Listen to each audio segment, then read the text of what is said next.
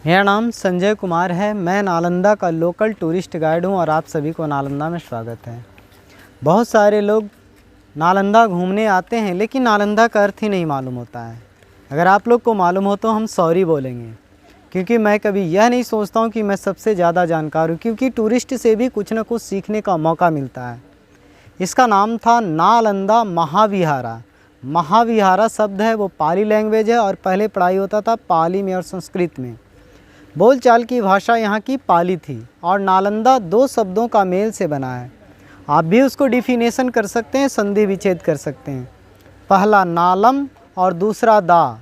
नालम का अर्थ होता है कमल, जो lotus flower, symbol of knowledge कहते हैं, ज्ञान का प्रतीक माना जाता है। और दा यानी कि गिव, वह स्थान जहाँ फ्री ऑफ कॉस्ट ज्ञान रूपी दान दिया जाता था, उसी स्थान को नालंदा कहते हैं। और जिस स्थान पे हम लोग घूमने आए हैं ये वर्ल्ड हेरिटेज साइट है, उसी का ये बोर्ड है। यहाँ पे लिखा हुआ यूनेस्को, जो भी वर्ल्ड हेरिटेज साइट होते हैं उसको यूनेस्को सर्टिफिकेट देता है कि अब ये वर्ल्ड हेरिटेज साइट है। और हमारे बिहार में दो वर्ल्ड हेरिटेज साइट हैं। फर्स्ट महाबोधि टेम्पल है, जो बोध गया एनलाइटमेंट ऑफ बुद्धा कहते हैं, जहाँ भगवान बुद्ध की ज्ञान की प्राप्ति हुआ था। पीपल पीछे के नीचे। दूसरा ये नालंदा रिम्स है, यानी कि नालंदा का भागनावशेष। 15 जुलाई 2016 में इसे भी हेरिटेज साइट का दर्जा मिला है। ये वर्ल्ड की पहली यूनिवर्सिटी है जो रेसिडेंशियल था, जहाँ रहना खाना पीना सारा व्यवस्था फ्री में था। लेकिन उस समय हमारे इंडिया में 3 विश्वविद्यालय थे। पहला तक्षशिला, जो रावलपिंडी पाकिस्तान चला गया बंटवारा के बाद, और वहाँ से चाणक्य का जुड़ाव रहा है। जो चंद्रगुप्त मौर्य के गुरु थे वो हिंदू यूनिवर्सिटी थी, वहाँ राजा महाराजाओं के बच्चे पढ़ते थे, वहाँ डोनेट करना पड़ता था। नालंदा दूसरी यूनिवर्सिटी, और तीसरी यूनिवर्सिटी विक्रमशिला जो बिहार के भागलपुर में है। ये दोनों बौद्ध यूनिवर्सिटी। और सबसे बड़ी बात है कि नालंदा विश्वविद्यालय का जो एरिया था, या हम लोग जो भी जानकारी देते हैं वो ह्वेन सांग की डायरी के एविडेंस आधार पे, क्योंकि उन्हीं की डायरी एविडेंस आधार पे इसकी खुदाई किया गया है। ये पूरा एक्सकेवेटेड साइट है। नालंदा विश्वविद्यालय आज से 1600 साल पहले मगध के राजा कुमार गुप्त ने इसका निर्माण 500 AD में, यानी कि 5वीं शताब्दी में किया था। और जिस गेट से अभी हम लोग इन कर रहे हैं यह ओरिजिनल गेट नहीं है, ये दीवारों को काट करके रास्ता बनाया गया है जिस गेट से हम लोग इन कर रहे हैं। फिर सेकंड राजा है हर्षवर्धन। वो कन्नौज के राजा थे। कन्नौज यूपी स्टेट में पड़ता है, यानी कि हर्षा डायनेस्टी।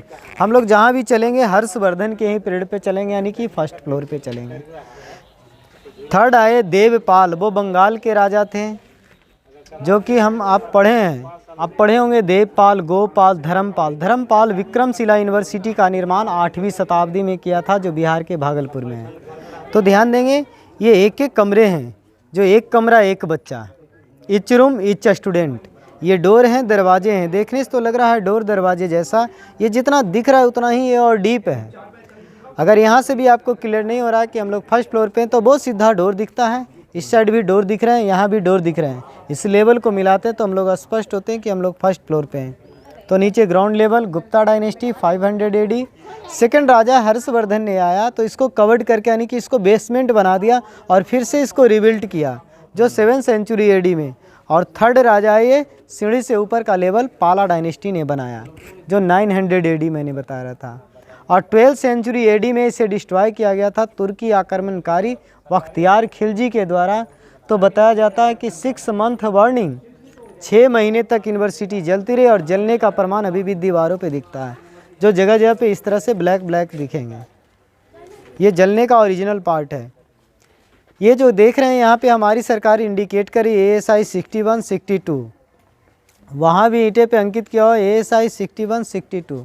ये न्यू ब्रिक्स हैं, यानी कि जहाँ भी आपको न्यू ब्रिक्स दिखेंगे, RCC ढलाई दिखेगा, सीमेंट दिखेगा, ये रेनोवेटेड है। 30% रेनोवेटेड है, 70% ब्रिक्स ओरिजिनल है। तो सवाल उठता है उस समय सीमेंट का आविष्कार ही नहीं हुआ था, तो ये क्या मटेरियल डाल करके इस दीवार को चिपकाया गया है। चूना सुर्की, जो लाइम स्टोन होते हैं, बेल का गूदा, जो फ्रूट होता है, फल होता है, उड़द की दालें, और गन्ने का रस, जिसको गुड़ छोबा बोला जाता है, ये सब चीज़ों को मिला करके इस दीवार को चिपकाया गया है, जो कि आपको 1600 साल पुराना, 1300 साल पुराना और 1100 साल पुराना दिखाई दे रहा है। अकॉर्डिंग टू ह्वेनसांग डायरी कहती है कि नालंदा का जो एरिया था 10 kilometres long and 5 kilometres wide था, ये 10 किलोमीटर में फैला हुआ था। तो 12th सेंचुरी एडी के बाद ये पूरा डिस्ट्रॉय कर दिया गया था। तो उसके बाद तकरीबन 700 सालों के बाद इसकी खुदाई हुआ। जो ह्वेनसांग की डायरी को चाइना की लाइब्रेरी में देखा गया था, उस डायरी का नाम है CU की, चाइनीज वर्ड है। उसी डायरी को मुआयना किया गया और इस स्थान को मुआयना किया गया, और 700 सालों का जो फासला रहा, उस फासले में क्या हुआ कि ये माउंट दिखता था, मिट्टी का पहाड़ दिखता था, और इर्द गिर्द विलेज हो गए, जो कि अभी भी कम से कम 10 से 15 ऐसे गांव हैं जो इस नालंदा विश्वविद्यालय पे बसा हुआ गांव है। तो 90% विलेज और कुछ खेती बाड़ी कर रहे हैं लोग, ये मात्र 10%। और इसकी खुदाई ये कनिंघम, डॉक्टर दयाराम साहनी, रखलदास बंदोपाध्याय ने इसकी खुदाई 1915 से 37 तक करवाई। जी नहीं सर, जी नहीं, वहाँ तक जा सकते हैं। ये क्या बैठने के लिए है सर? ये ध्यान लगाने का स्थान है, मेडिटेशन सेंटर।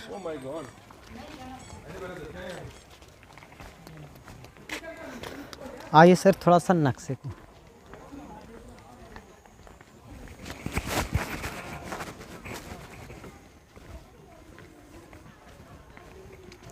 ये 10% का मैप है सर। एरिया दिखाई दे रहा है उसी का मैप है। इंग्लिश में मोनेस्ट्री बोलते हैं, हिंदी में बौद्ध विहार, जो VIHAR विहार, रहने पढ़ने की जगह को विहार बोलते हैं।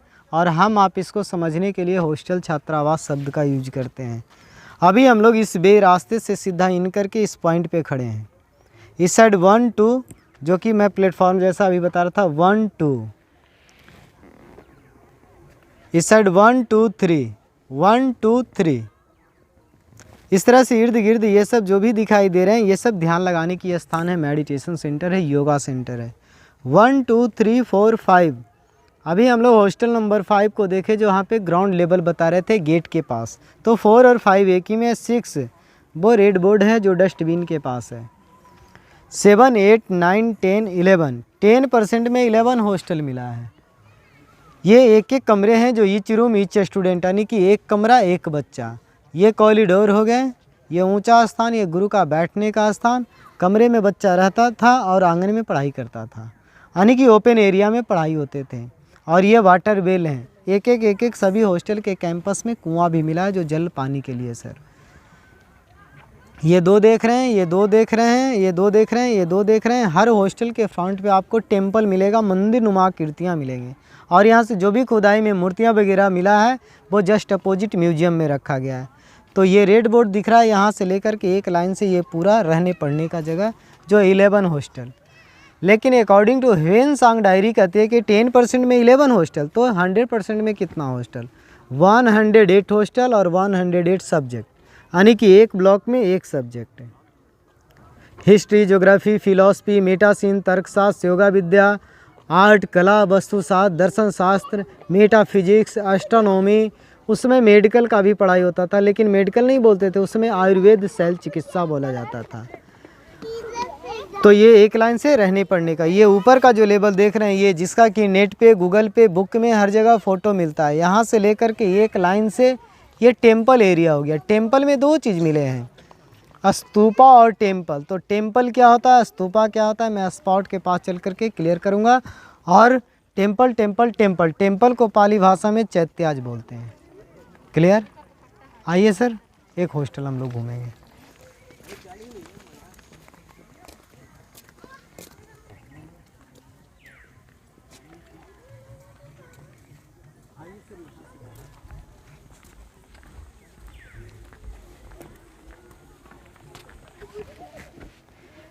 ये ड्रेनेज सिस्टम है जो हम लोग पढ़े हैं, इंडस वैली सिविलाइजेशन, मोहनजोदड़ो हड़प्पा संस्कृति। वहाँ भी ड्रेनेज सिस्टम मिला था जो 90 डिग्री पे मिला था। हमारे नालंदा का ये ड्रेनेज है जो 1600 साल पुरानी है और अभी भी सॉलिड है, और कितना भी बारिश क्यों ना हो अभी भी पानी बाहर की ओर निकल जाता है। तो ये गर्व की बात होती है, क्योंकि अगर ड्रेनेज सॉलिड नहीं रहता तो आज ये पौंड दिखता। ये लेक्चरर स्टेज है सर, ये स्टूडेंट का जगह, ये प्रोफेसर का जगह। और वो देखिए सीढ़ी दिख रहा है ना, वो सीढ़ी दिख रहा है, उसके ऊपर टेम्पल था। सीढ़ी के नीचे देखिए बोर्ड के बगल में इस तरह से सेमी सर्कल में दिखाई दे रहा है, वो पहला राजा का प्रतीक चिन्ह है जो धनुष जैसा शेप दिख रहा है सेमी सर्कल में। तो ये ग्राउंड लेवल हो गया। यहाँ तक जो रेड दिख रहा है ये ओरिजिनल है यहाँ तक, ठीक है। इसके ऊपर हमारी सरकार का काम किया हुआ जो रेनोवेटेड है। यहाँ से भी हम लोग भी क्लियर हो रहे हैं कि हम लोग फर्स्ट फ्लोर पे हैं। और ये जो मैंने बता रहा था कि जिसका नेट गूगल पे हर जगह बुक में भी फ़ोटो मिलता है, तो इसके बारे में मैं बताऊंगा। और यहाँ पे मैं 6th सेंचुरी BC की बातें करूँगा, क्योंकि नालंदा विश्वविद्यालय का जो जुड़ाव रहा है वो 2500 वर्ष पहले से रहा, इस स्थान की पवित्रता। तो इसका नाम है शारिपुत्रा स्तूपा। तो सवाल उठता है कि शारिपुत्रा कौन थे? शारिपुत्रा भगवान बुद्ध के प्रिय शिष्य थे, डिसाइपल थे। ऐसे तो भगवान बुद्ध के बहुत सारे शिष्य थे, जिसमें 2 नालंदा के थे, एक थे शारिपुत्रा और एक थे महामोगलायन। और मैं कुछ शिष्यों का नाम बताने जा रहा हूँ। शारिपुत्रा, महामोगलायन, महाकश्यप, उपाली और आनंद, ये मुख्य फॉलोवर हुआ करते थे, जिसको कि बुद्धिज़्म में माना जाता है कि शारिपुत्रा को राइट हैंड और लेफ्ट हैंड महामोगलायन। तो इन दोनों का बर्थ पैलेस नालंदा है, लेकिन शारिपुत्रा का निर्वाण स्थल यानी कि मृत्यु हुआ है यहीं पे, जो ये स्तूपा बनाया गया है। और ये स्तूपा का निर्माण सम्राट अशोक ने किया है। और महामोगलायन की निर्वाण स्थल यानी कि मृत्यु हुआ है सांची में, जो MP मध्य प्रदेश में पड़ता है।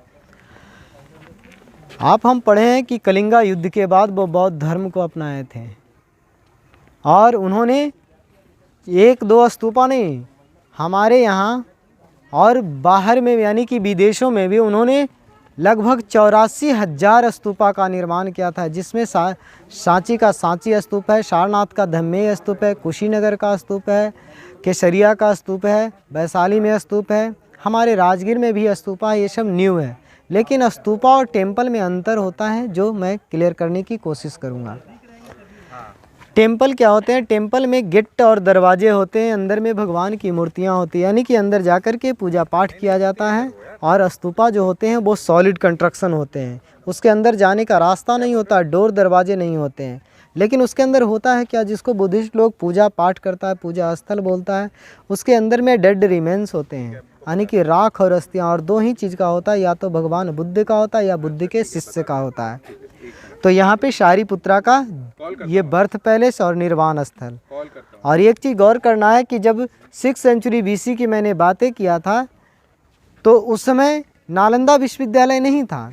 उस समय ये पावारिका नाम का मैंगो गार्डन था, आम का बगीचा था, और उस समय कैपिटल हुआ करता था राजगीर। जो आप पढ़े होंगे अजातशत्रु बिंबिसार के बारे में, महाभारत में जरासंध का जिक्र है, तो उसका ये उपवन था, जहाँ भगवान बुद्ध और भगवान महावीर दोनों समकालीन माने जाते हैं। और यहाँ पे घूमा करते थे, विश्राम करते थे, चतुर्मास करते थे, वर्षावास किया करते थे। और इसी पवित्र स्थान पे शारिपुत्रा का जन्म हुआ था और निर्वाण। और उसी स्थान पे 1000 वर्ष बाद नालंदा विश्वविद्यालय का निर्माण मगध के राजा कुमार गुप्त ने किया, जो चंद्रगुप्त द्वितीय का पुत्र था, 413 ईस्वी में। लेकिन नालंदा के ये जो स्तूप दिख रहा है, ये 7 राजाओं के द्वारा बनाया गया है। अच्छा। लेकिन 3 ही राजाओं का कंस्ट्रक्शन दिखता है, जो मैं दिखाने की कोशिश कर रहा हूँ। ये फर्स्ट सीढ़ी वहाँ तक जो दिख रहा है, ये पहला राजा कुमार गुप्त, लेकिन इसके अंदर जो ओरिजिनल पार्ट है वो सबसे पहले सम्राट अशोक ने बनाया था। फिर सेकंड सीढ़ी हर्षवर्धन, दूसरे राजा 7th सेंचुरी AD। फिर ये तीसरी सीढ़ी दिख रही है, ये तीसरे राजा देवपाल 900 AD, 500 AD, 700 AD और 900 AD। तो जैसे जैसे किंग आते गए इसको डेवलप करते चले गए। और ये सब गोल गोल जो भी पीछे तक दिख रहा है, इस साइड भी दिख रहा है गोल गोल, वहाँ भी गोल गोल दिख रहा है सर, देखिए, है ना। ये जो भी दिखाई दे रहे हैं ये सारे स्तूप हैं, लेकिन कोई छोटा है कोई बड़ा है, हर कोई का एंगल चेंज दिखता है। ये पोस्ट पद लेवल इंडिकेट कर रहा है जी। ये सब स्तूपे हैं, सब स्तूप हैं जी। इसमें सभी में अवशेष होंगे? हाँ जी, बिल्कुल करके देखा जाए जी, तो सब में अवशेष मिलेंगे जी जी। एक लाइन से ये सारे हो गए टेम्पल एरिया, जिसमें मैंने आपको स्तूपा बताया। अब मैं आपको चल कर के दिखाऊंगा टेम्पल, और उसके बाद हॉस्टल की ओर ले चलूँगा। ठीक है सर। फोटो खींचते हैं। हम लोग कहीं नहीं जा रहे, सब फोटो में देखना अपना। जाइए ना घूम जाइए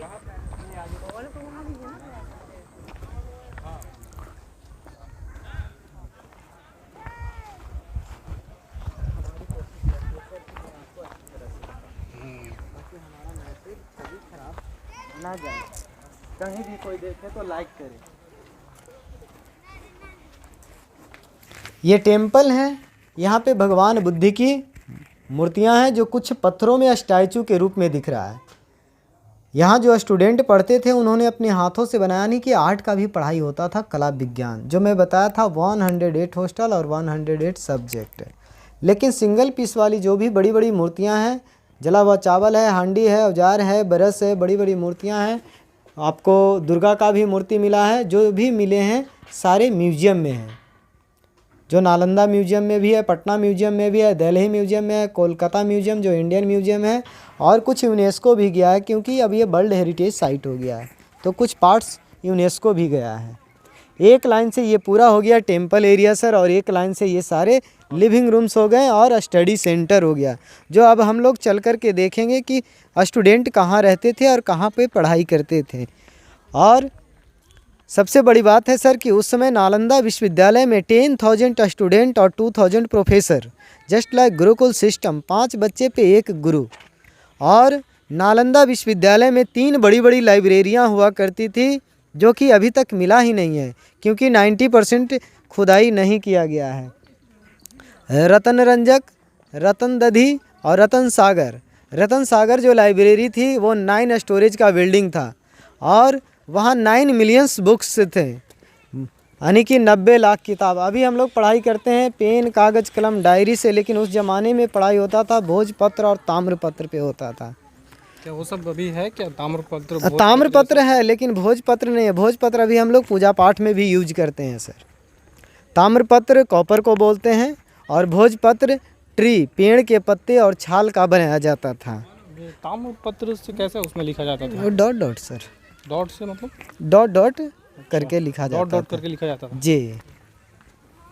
तो उसके लिए कौन सा वो ये पेन जैसा ये उपयोग किया जाता था? वो उस समय सर एक तरह से कह सकते हैं सरिया टाइप के होता था मुगिल्ला धार जो, हाँ, क्योंकि उस समय आर्ट का भी तो पढ़ाई होता था, तो वो छोटी छोटी औजार ब्रश से वो काम किया जाता था उस टाइम में। अभी तो हम लोग मॉडर्न युग में हैं। ये हम लोग अब हॉस्टल के अंदर इन करने जा रहे हैं और हॉस्टल के फ्रंट पे ये 2 टेम्पल हैं, लेफ्ट और राइट साइड में। यहाँ पे भगवान को प्रार्थना करके ही हॉस्टल में इन करते थे। बुद्धम शरणम गच्छामि, इस तरह श्लोक पढ़ के ही हॉस्टल में इन किया करते थे। और आइए मैं हॉस्टल को दिखाता हूँ जहाँ स्टूडेंट रहते थे और पढ़ाई करते थे।